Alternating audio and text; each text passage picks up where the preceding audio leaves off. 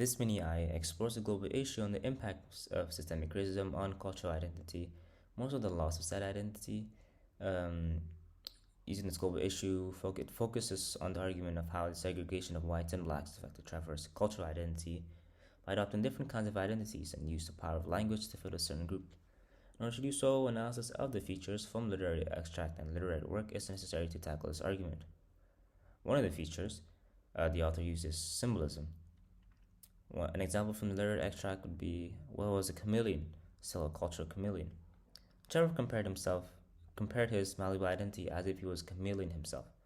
More specifically, a cultural chameleon, his usage of symbolism is representative.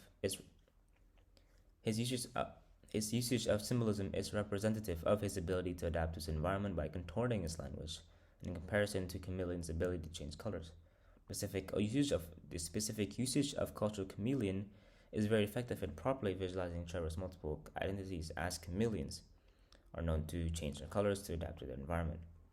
And in context of his racial identity, simply associating with one race is kind of or somewhat impossible for Trevor, but he seems to have found a cheat code to the system, but by contorting his identity instead of his racial identity to meet the requirement of a certain group. An example from the literary work would be, I became a chameleon. My color didn't change, but I could change your perception of my color. I didn't look like you, but if I spoke like you, I was you. Similarly, in the literary work, Trevor refers to himself as a chameleon, mentioning that he's become one himself. Again, this is another example of symbolism.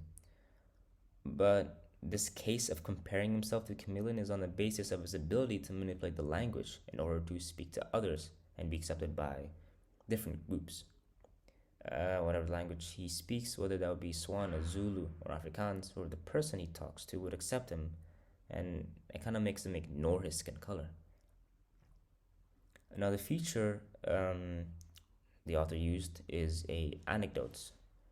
And an example from the literary extract would be, I had all these rich fat white kids who were like, this is fantastic, my parents spoil me, I've got money, and now I've got a way I can get food without having to work for it, and I still get my break. Trevor's humorous anecdotes are effective in indirectly characterizing Trevor himself, but it's not simply a humorous situation. It is subtle yet noticeable, but only when you think of this anecdote as an illusion, or the underlying meaning of it alludes to the systemic racism present in his lifetime, which was a key factor to his loss of cultural identity. Mentioning fat white kids and portraying them as spoiled brats cannot provide a good basis of evidence on systemic racism, as whites were seen as greater than other races.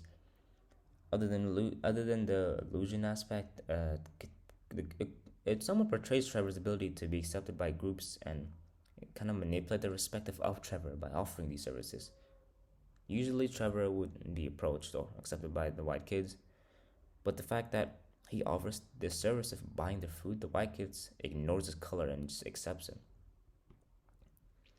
An example from the literary work would be, "Yo guys, why don't we just mug someone other? I'm ready. Let's do it." They looked shocked for a moment. Then they started laughing. "Oh, sorry, dude. We thought you were something else.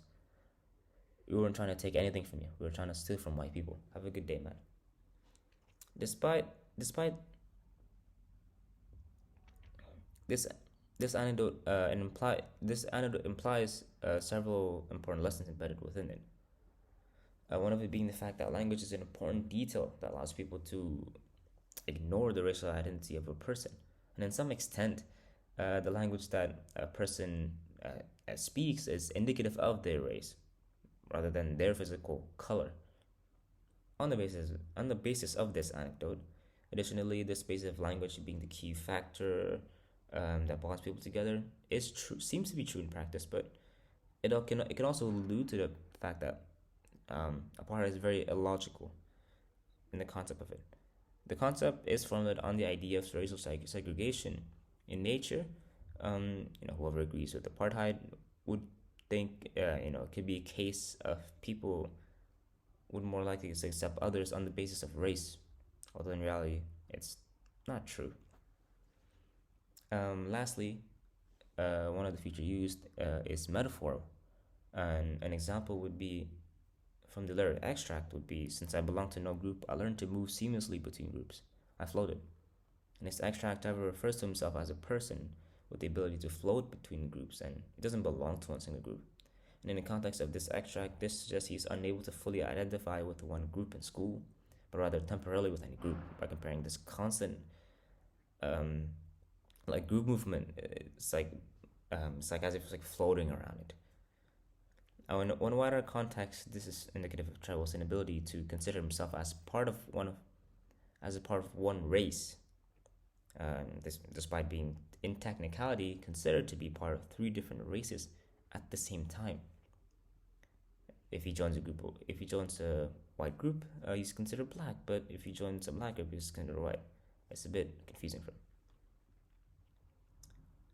An example from the literary work would be I was the anomaly where we lived. In the case of this quote, um, Trevor used the metaphor to compare himself as being an anomaly wherever they decided to live.